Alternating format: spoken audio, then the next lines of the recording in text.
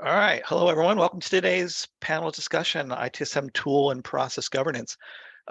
This may seem slightly familiar because this is an encore, slightly modified, but an encore presentation of the one given in the past by I2. We're fortunate enough to have 2 of the 3 panelists returning, along with a new face. I'll let them introduce themselves later on in the event. This conversation will be a talk around specific tools, but ITSM, CG, and EDUCAUSE, we neither endorse nor recommend one tool over another. We just happen to be discussing tools that are popular among our peers. We also get that your organization may not be at the same maturity or addressing the same concerns as the panelists, but I think as you mature your ITSM capabilities and your ITSM tool becomes an increasingly important part of your IT landscape, that you'll start to have some of these same challenges. The overview of the presentation. So each panelist has prepared a short presentation. Then we'll jump into the questions that are directly for the panelists. And note that these questions we curated come from a bunch of you that submitted your feedback on what questions you think are important. And then after we're done with the 6 prepared questions for the panelists, we'll open it up for the audience to ask questions. So I encourage you to put your questions in the Q&A window. And we'll get to them at the end. We also encourage you to use the chat feature to chat with each other. Chat should be open up so you can freely have conversation with each other. If you're going to ask a question at the end when we get to that part of the presentation, feel free to use the raise hand function. I'll take you off mute. Go ahead and ask your question. When you're done, I ask you to kindly put yourself back on mute. And as always, the webinar is being recorded, and the recording, the chat log, and any materials that might be mentioned will be available within 5 business days after the event is over. Okay, without further ado, I will turn it off to our first presenter. Thank you, Mitch. My name is Mojgan Amini. I am the Director of Process Management and Continuous Improvement at UC San Diego's IT Services Department. So I do not manage the service desk, but I'm involved in what we call proactive service management, which includes aspects of governance and governing the service catalog. Essentially, it's kind of like the other side of the coin to the day-to-day operations and support functions of our service. And so I'm just going to take a few minutes to summarize UC San Diego's journey and practices, and then I'll meet you back in the Q&A panel.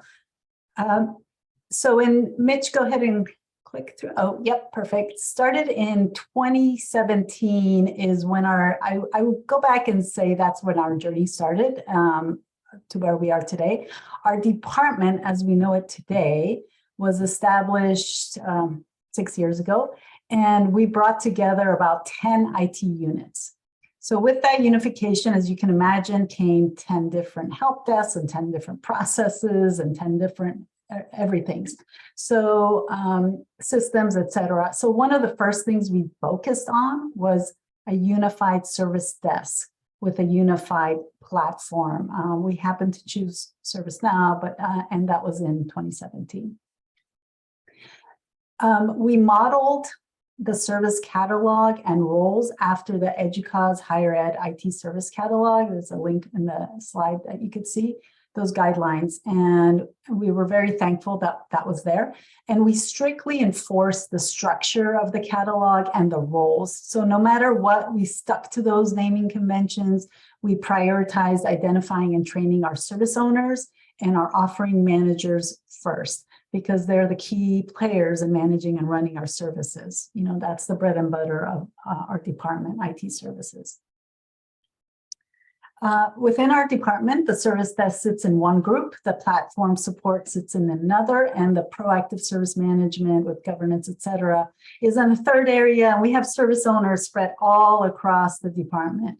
So we created a RACI matrix to clarify those cross-departmental responsibilities for ITSM operations, governance, platform management, et cetera. And that's kind of like a little snapshot of it in the middle of that screen. And we also created checklists along the way. For example, we have something called the service owner checklist. It's a set of high-level responsibilities that are baked in to all service owner jobs. And we have a service transition checklist. It's part of every large project implementation, and it helps take us from a one-time project to an ongoing supported service. So those are kind of the tools we developed along the way. The data says it all, and we can't get enough of the reports and dashboards. And so those data points and visualizations are essential to ITSM and range from high-level executive dashboards, so you could see at a glance what our organization has been up to. And then we also range into daily operational reports. So if I'm an offering manager, I can go in and get the information I need. So I can't say enough about creating and using such reports and dashboards along the way.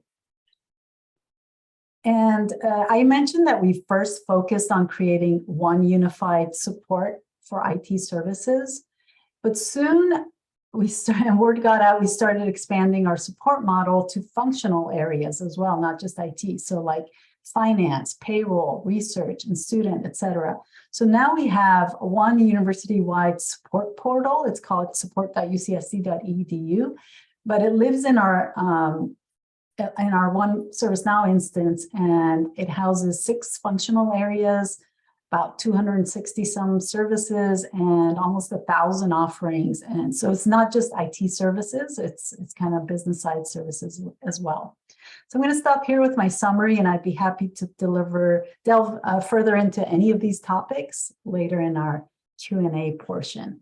And I'd like to hand it over to Henry Umansky for his presentation. Henry?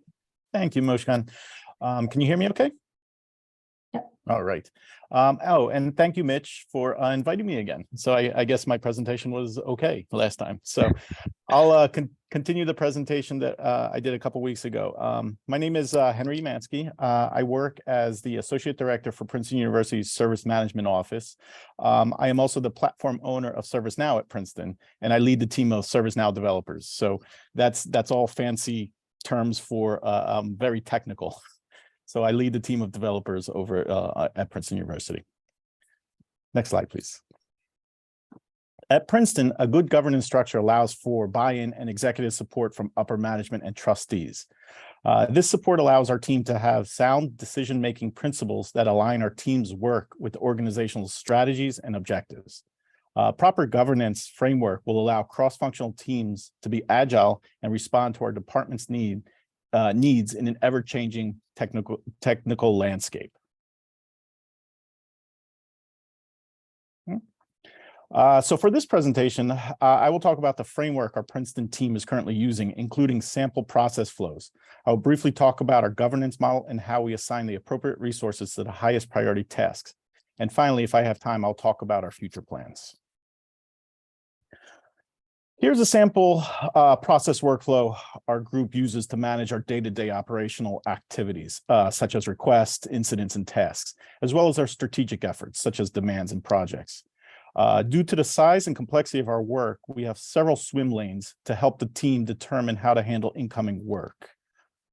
Next slide.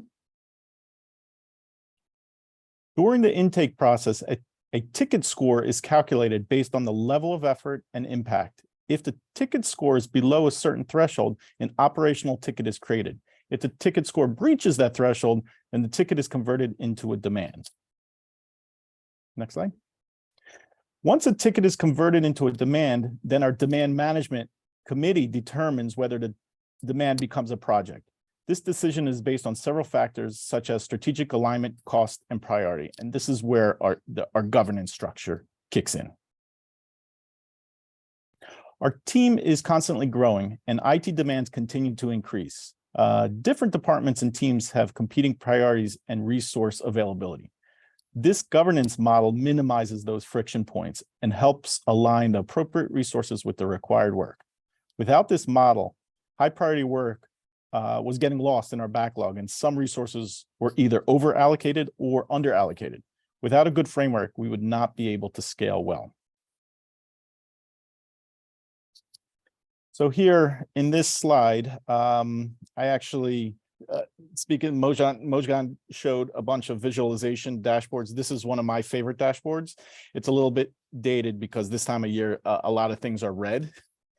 because of holidays and vacations and other things, but you get the idea. In this slide, you can see a sample of our availability report. This report gives our resource managers the ability to check our team's capacity and forecast availability for project work.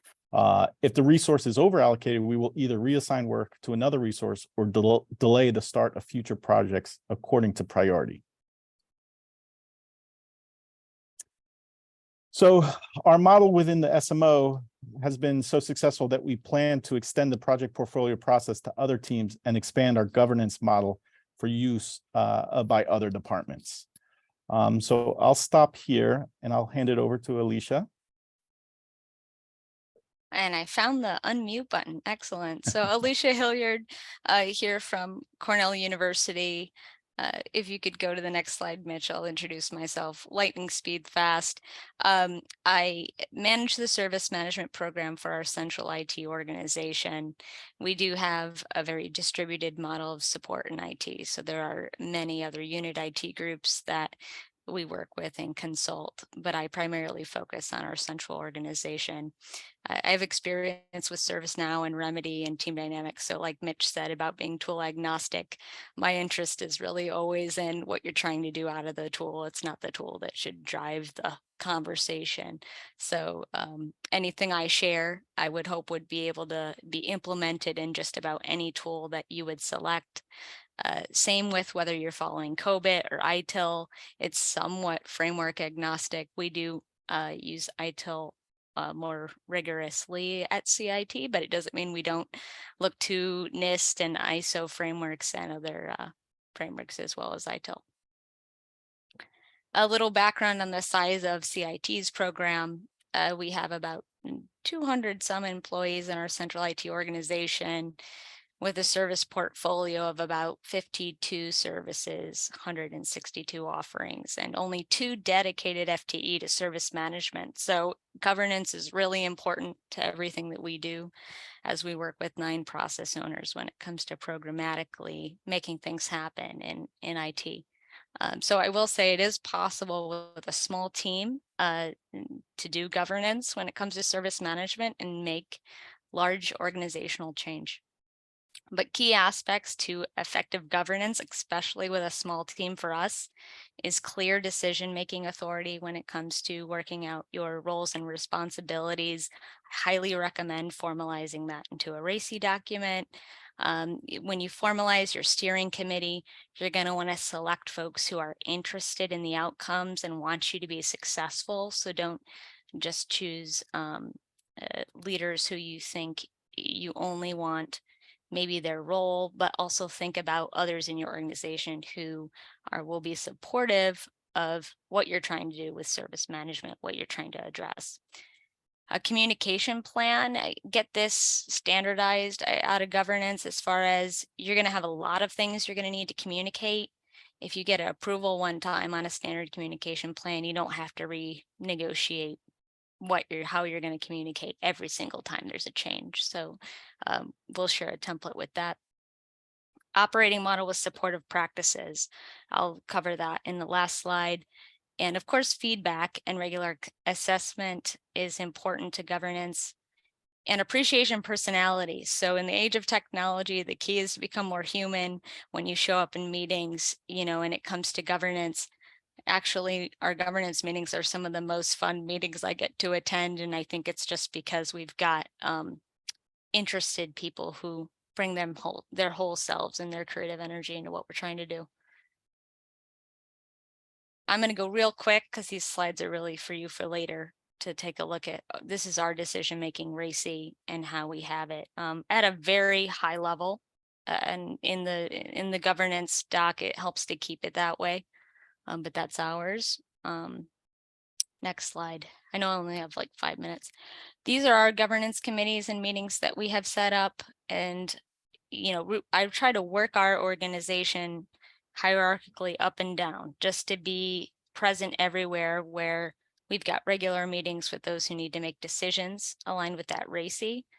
That saves a lot of time when we need to get decisions made because we already know who needs to make what decisions and we already have a regular meeting with them. So then it becomes pretty easy just to plop a decision in the meeting notebook for that meeting that's coming up next month, next quarter, next year.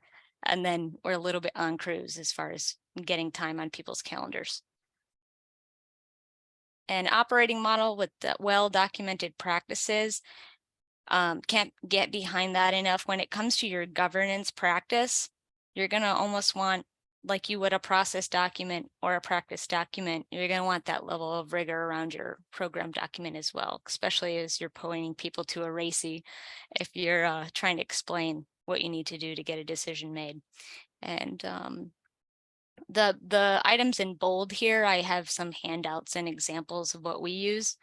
And so we'll provide them after so that you can, if you're looking to implement your own governance framework and you don't have those documents already, you can use ours as examples. A thirst for feedback. So I always want to know what works and what doesn't. And I like to get input from everyone in CIT at all levels of the organization as far as what they think should be on our roadmap for next year. We're actually working through this right now at Cornell to pick our top 5 improvement areas for 2023. So what we like to do is send out an end of the year feedback survey to get input from our service delivery managers and our operational directors and anyone else who likes to wants to fill out the survey with what they think we should work on next, what worked well this year, what they think we could work on improving. And those all get rolled into some of what we use for assessment, along with maturity as to what should we tackle next. And that's what I have. So I hope that wasn't too in depth and we're more interested in answering your questions. And so I'll hand it over to Mitch, who's going to kick off the panel and Q&A. Yeah, thanks, Alicia. This is a really good context and background for our audience. So I'm going to jump into the panel questions. The first one is for Mojgan. Where should an organization start this journey? Thank you. So the first thing comes to mind is start simple. It's a big forest out there to handle. So I would say start simple, select a structure and naming convention. It's not about the tool, etc., but it's what your organization's culture and environment kind of would value. So I would say select a structure for your services and catalog and naming conventions. And we happen to use what was out there. So we use the great work that EDUCAUSE has done with the paper.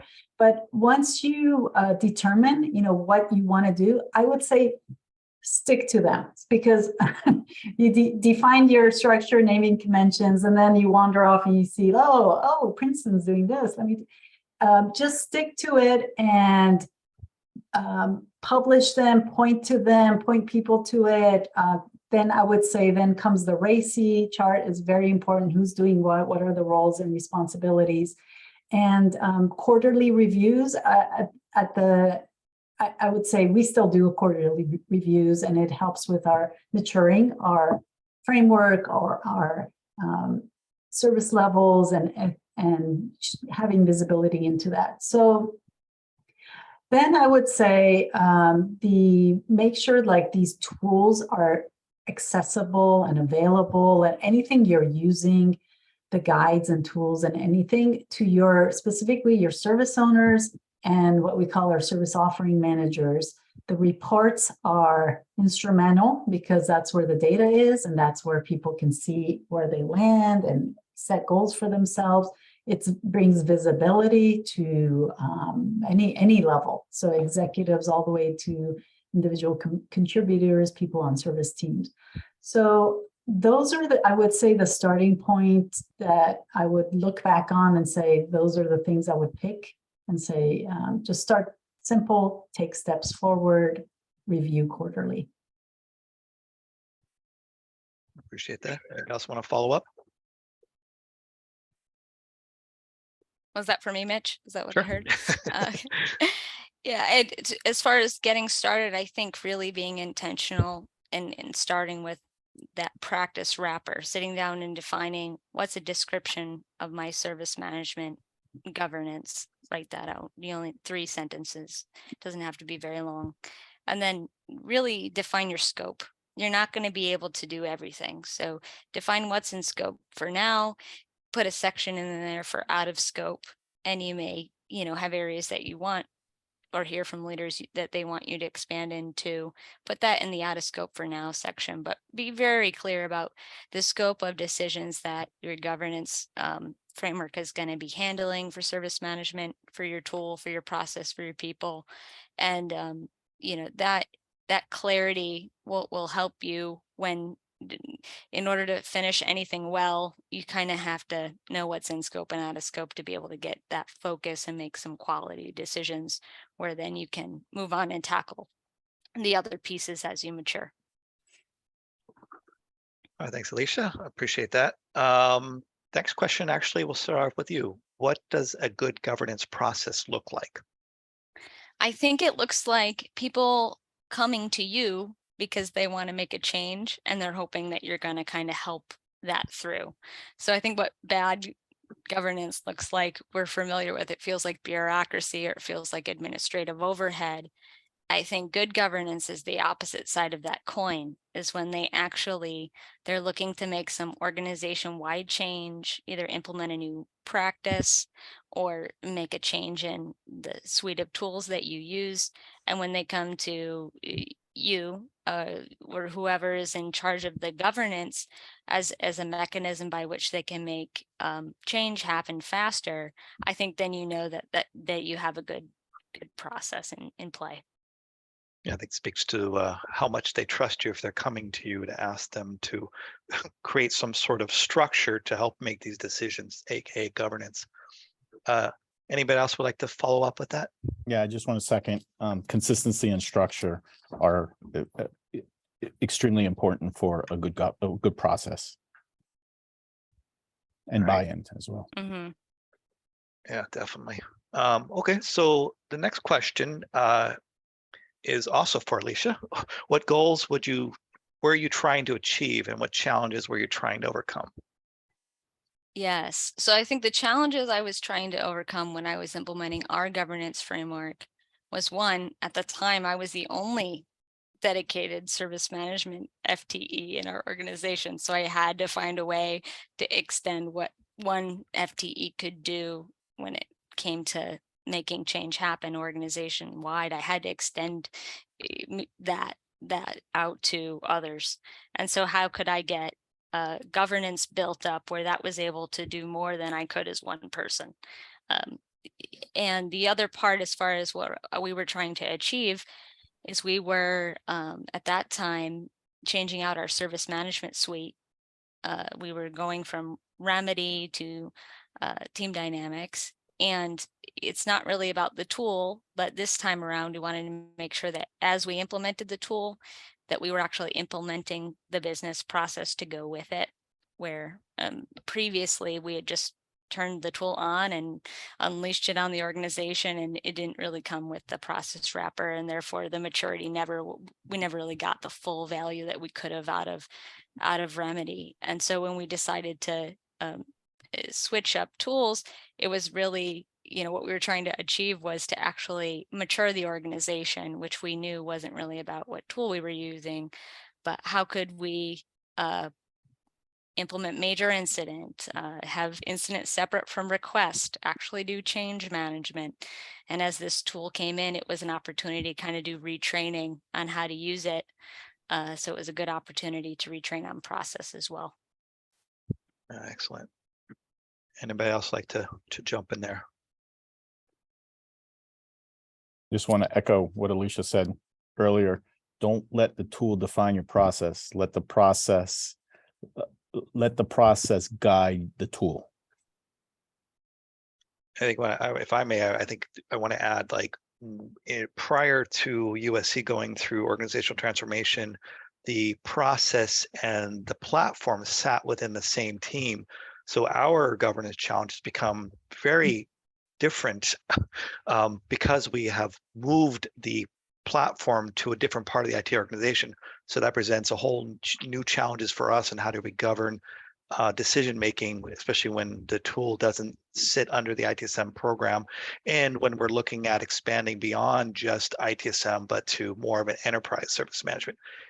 Not to put anyone on the spot, are you dealing with some of the same sort of goals you're trying to achieve and challenges when it comes to moving to more of a enterprise-wide?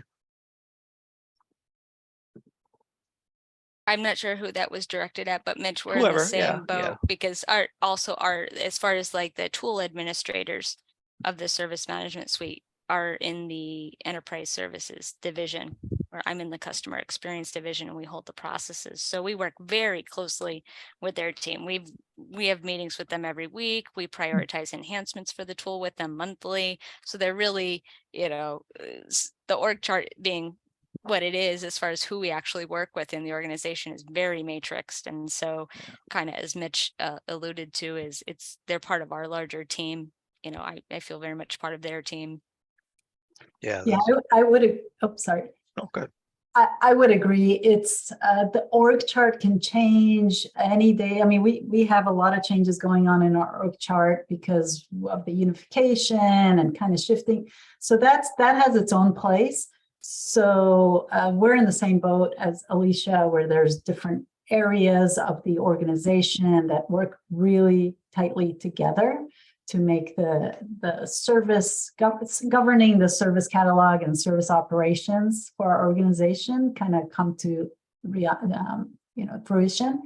So I would say org chart has its purpose and place, but the RACI, the standards, the framework, the processes defined, and consistency, that's going to kind of bring the success for bringing it all together. Yeah, absolutely. All right, next question here. This one's for Henry. Explain the different stakeholders involved and how you communicate with one another. Yeah, absolutely. So there's different stakeholders and different committees. We try to sort of work. Each process has an advisory committee, a steering committee, sort of something that helps us guide at times, especially sort of because I live in both the technical world and the business requirements world. I'm sort of switching back and forth as I lead the team of developers. So having clear-cut guidelines and stakeholders and the RACI charts and makes it clear as to who to go to when there's questions or escalations or things like that. But all of us work in higher ed, and we know bureaucratic red tape doesn't work in higher ed. So you sort of have to also be flexible too. So you have to define the stakeholders for each process, define a process owner, define a process manager. The process manager works with the process owner, but the process owner is definitely the sort of the in charge of the process and communicates up as well as down to the various users and constituents of the process. So that's it. And then we have a ServiceNow platform owner, and that sort of ties everything together.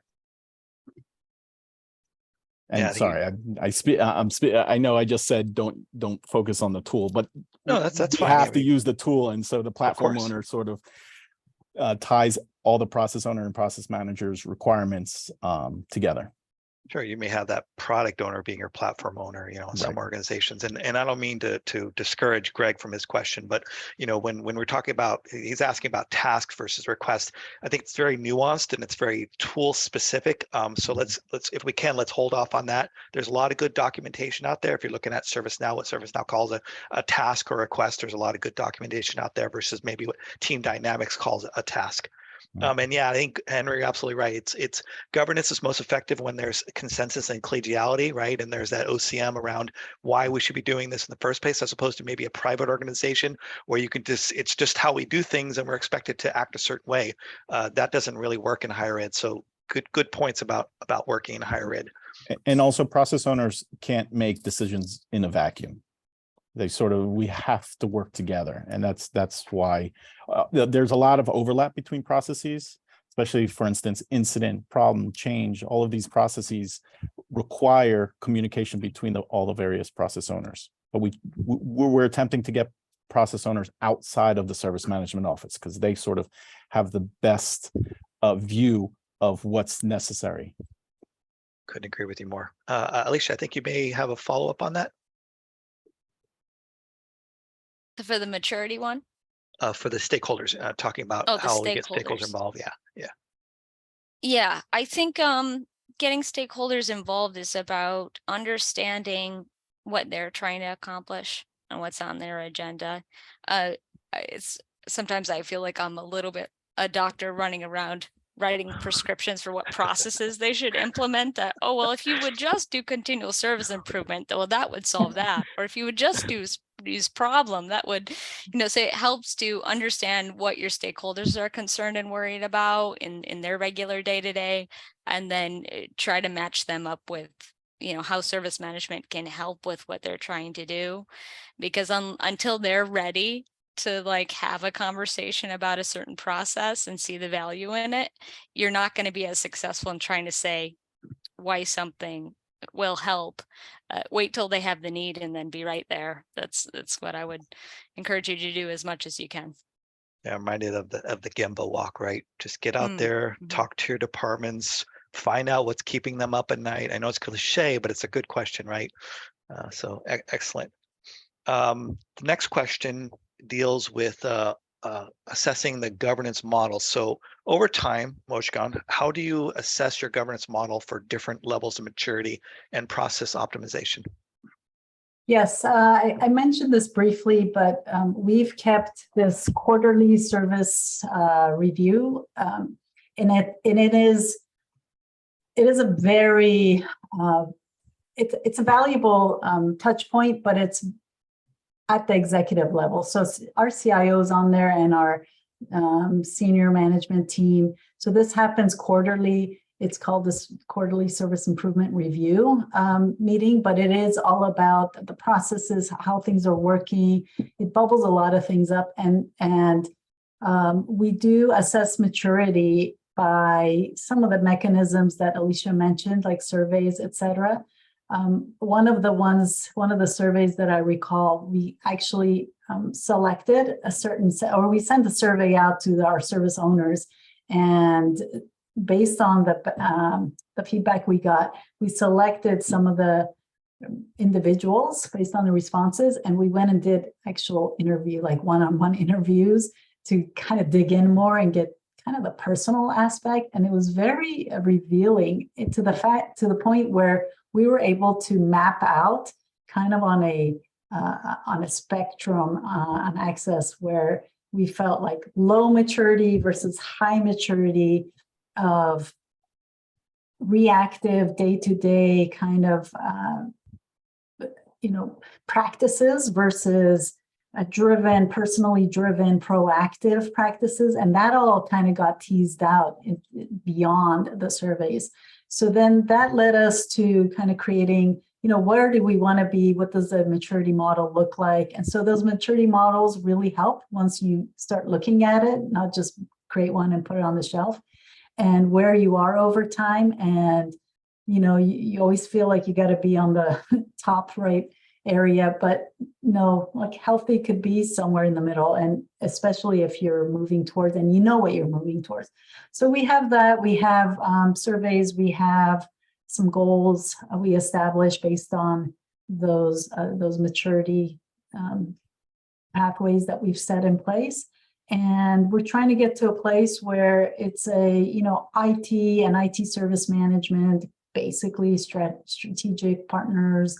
It's leading, and we're using metrics to make decisions, and it's kind of like a continually improving and continuous improvement mechanism that's embedded in everything we do. That's our goal. That's what we're trying to get to. We're not exactly there yet, but those are some of the ways we assess kind of our maturity. So if it's okay to allow us the 15 minutes for the audience questions, we're going to end this last question with Alicia answering, what would you change about your journey if you were to start this process all over again today? I would absolutely reach out to all of the IT directors across campus in those unit IT areas. because we didn't have time as much to do that in the past. But if I could do it over again, and we had maybe different variables, I would include them very early on in a discussion about enterprise service management, as to how can we have a more streamlined and cohesive customer experience at Cornell University for all students, faculty, staff. What could that look like? And try to have those human conversations totally separate from any tool conversation first, just to figure out what's our campus-wide support model, because really more and more IT from all of our areas are looked at to provide solutions for shared service groups and other groups across campus, facilities, HR, dining.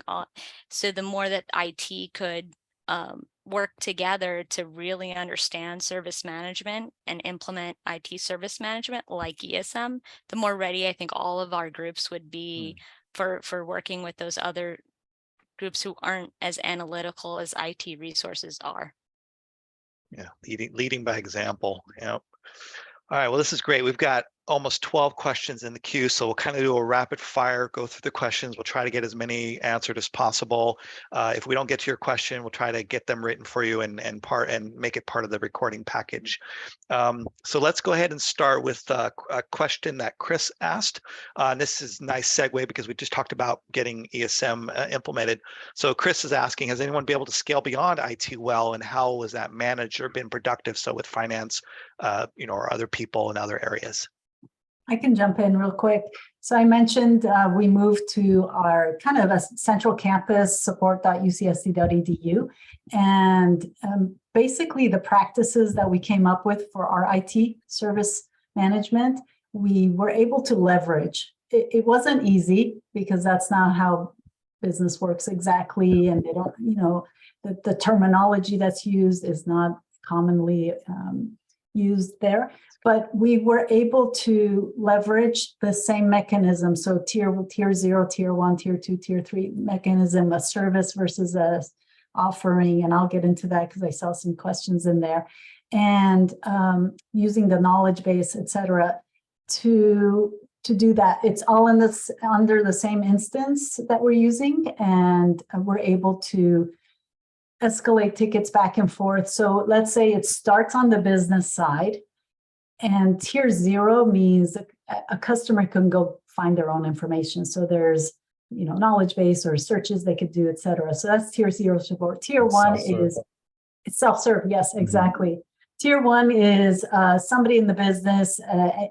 It's very low barrier to response, so they could be easily responded to by a group of people. Then tier 2 is kind of a business expert in the business area still, so it hasn't even gotten to IT. So tier 3 is where maybe it's a technical issue and therefore it can get routed to the IT counterparts for that service area. And then tier 4 is maybe we have to talk to the vendor. So that's where our offering manager can go talk to the vendor if it's a vended solution or something else beyond that. So we have, that's kind of a mechanism we've been using. It took a while to get there. It's still refining, but it works really well across the different service areas. So thank you for that. And I see a couple questions that are for you, Mushkan, but let's do this. Let's go to Alicia. There are a couple questions here, and I see you responding to the first one, which is associated metrics around the e-car service catalog paper, and do you use them as ticket types? Or they used the person mentioned that they use them as ticket types. Yes. So there is and for Team Dynamics users on the call, if you go to the TDX knowledge base, you can find an article that they've written about this, because service doesn't mean service according to ITIL and TDX. You want to load service in as types, and service offerings is as service offerings in as services, and service offerings are really your forms. I figured that out without knowing they have a KB out there, and that was hours of my life. So there's your tip. There, hopefully I helped you, Greg. Let's go on to another question for you as well. This is from Susan. She's asking, in a decentralized IT, who determines which processes are going to be used among which groups? That's a really good question.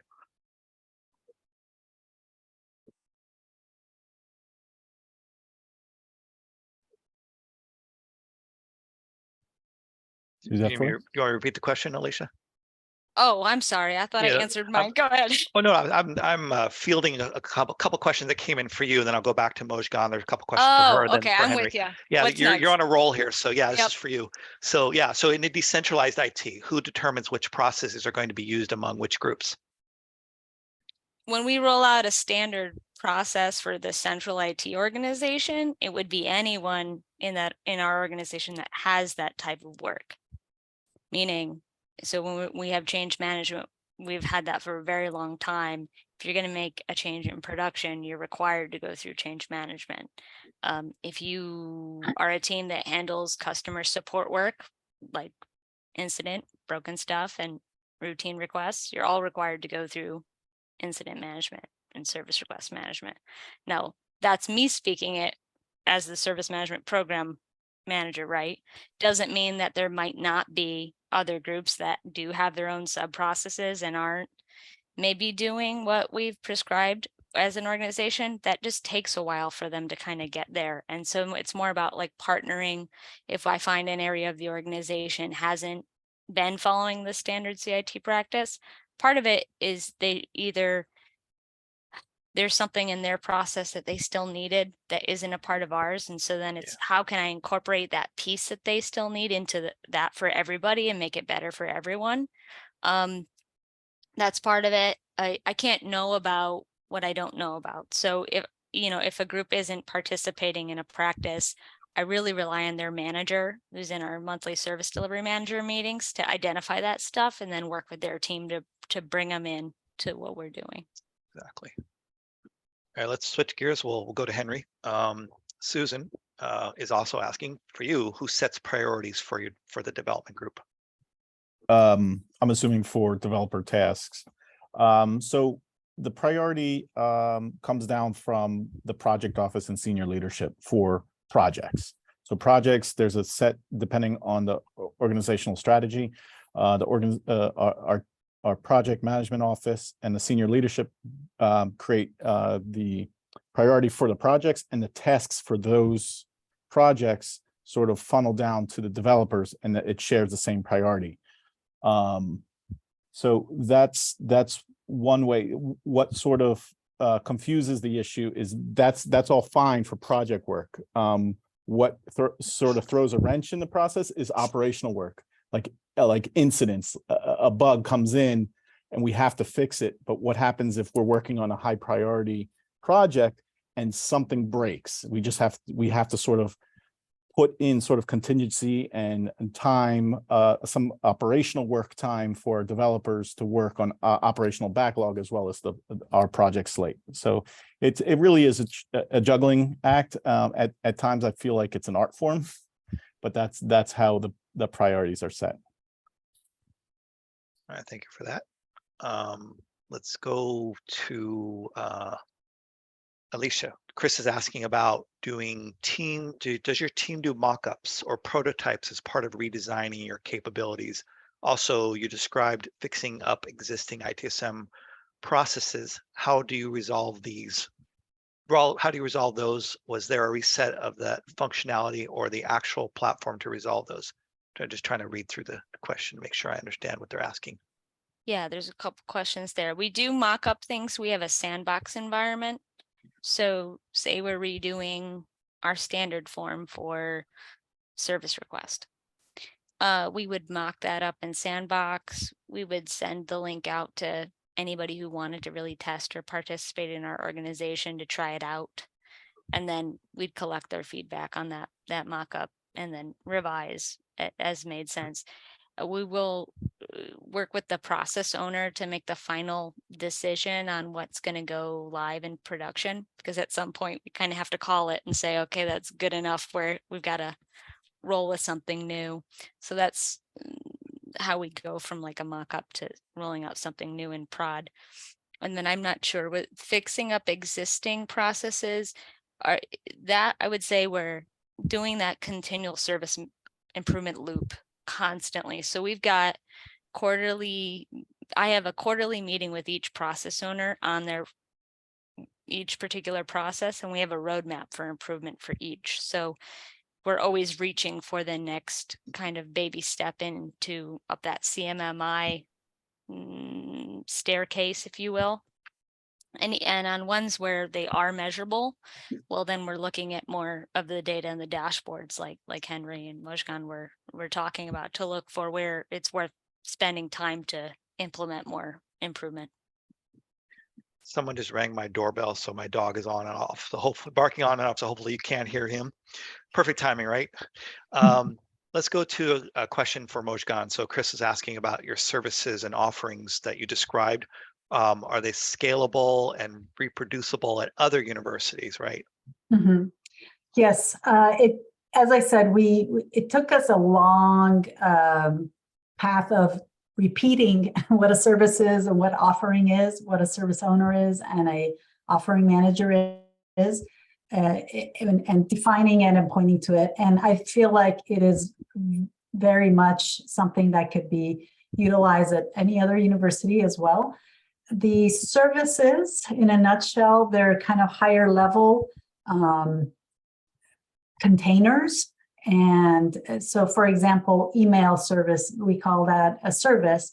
And within it, it's very specific. It's the thing that breaks or somebody has a request for. Some people call it a product. We call it an offering. So under the email services, we could have Exchange Online, we could have Gmail, we could have email lists, we could have anything related to email services, email forwarding. So those become very specific offerings. So given that example, and you could scale that out to any of your IT services in other institutions. So that's kind of how that works. And I could tack on the service owner, service offering manager question as well, because people are asking, like, what's the difference between those? So for us, service owners are kind of at a more senior level. They are more strategic and focused. They hold those relationships with our business stakeholders. They're kind of those liaisons to IT. They're the ultimate kind of accountable party for that service area. So if I have email services as a service, we have a service owner for those, anything under that area. And that's the person who's accountable. So they would actually create the roadmap for it across the board, and they might be involved in advisory committees or other governance committees for that area. They put the plan together for continuous service improvement across the entire service area. They keep metrics, et cetera. So they're at that level. Now, the offering managers are more responsible for the operation day to day. They're more of the technology expert for that particular offering. They may be the vendor liaison because they understand how that works. And they track the incidents and request SLAs. They make sure like they're committed to the customer service. So that's kind of the differentiators. Sometimes the same person wears both hats, but kind of we still need to differentiate what those roles are. So hopefully that helps explain kind of the differences between those. I should have you back, Mojgan, because we're planning a webinar that talks about the differences between those roles and defining what a service and a product and a goods. It's going to be a very entertaining webinar, so I hope all of you stay tuned for more information about that. I think, Alicia, you were going to answer a question here from Chal. Chal, I think, hopefully I'm saying his name right. I was typing an answer to, it was in follow-up to the prototype question. Did you get that to him, or do you want to? I typed up an answer. I think that was just already, it was, if there's a different one I can take, I think I already typed an answer for that. Perfect. Yeah, I think hopefully that answered your question, Chal and Chal. Hopefully I said your name right. This one is this is a really good question. I want to make sure we get this question. Anyone in the panel can answer. Bev is asking, how do you differentiate ITSM governance versus operational decisions and changes? So it's to avoid getting governance involved in every single day-to-day sort of activity. And what defines that something that actually goes to governance?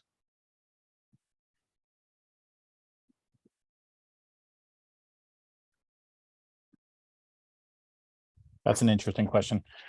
It's a great question. I think from an operational perspective, we do define some governance. Maybe it's a little bit lighter than sort of the other processes, but from an operational day-to-day perspective, there is some process you have to define and some governance involved. It might not be, you have to get approval at every step of the way, but I think you do need some governance there. Absolutely. Lightweight versus more rigor sort of review, right? So great. Okay, so Mojgan, somebody had asked about, or Morgan had asked about items that you include in your survey. Yes, so our survey includes lots of things because we connect the dots on many different processes we have in the organization. For example, we do time tracking across our organization in a different tool, and how that information kind of marries up with the SLAs and the time we're spending on service versus projects and things like that. So it had a lot, the survey kind of spanned the gamut. It wasn't just about their services, but it was about if they keep metrics. There's questions about, how often they keep metrics, what kind of metrics they keep, what value those bring, any kind of higher level continuous improvement plans, and how those are, if those are going well or not. And there's kind of ranges in that. The support they're getting, do they have training for the tools they're using? Do they have enough support for the tools? Are they getting exec level support? Those kinds of things specific to the processes that our organization has adopted. So those are some things that I remember coming to mind. And then, if I may, what we got out of the follow-up interviews that we had, and I kind of mentioned this, it was really about the person kind of, we had two ends of the spectrum. So as I said, there was kind of like a reactive and a proactive ends of the spectrum. So in both areas, people were all about pleasing their customers. So that existed across the board. And they were tracking relevant metrics. So it wasn't like one area was and one area wasn't. And then the other commonality was they were very passionate about what they were doing. So the service could have been so different, but they were very passionate about what they were doing. Where it split off, it was about, either wanting feedback or direction versus appreciating the autonomy to go find what they need and set their own direction. It was more about, this side was, I need more training, I need more consistent direction, I need more, I need more. It was more about I need versus let me go find and let me innovate and things like that.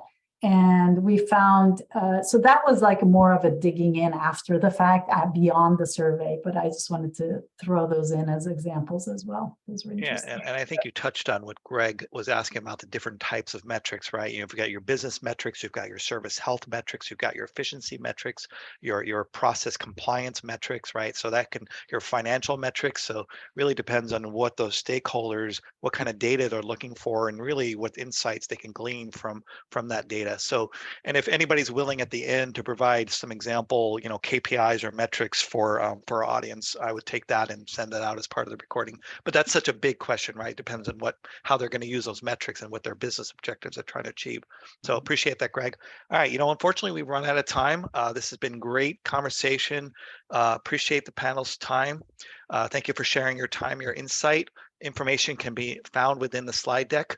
At the end of this event, you'll receive a link to take an exit survey. Your feedback will help us plan for future events. As a reminder, you'll get the chat transcripts, which I turned on a little bit late, but I think we captured most of the recording.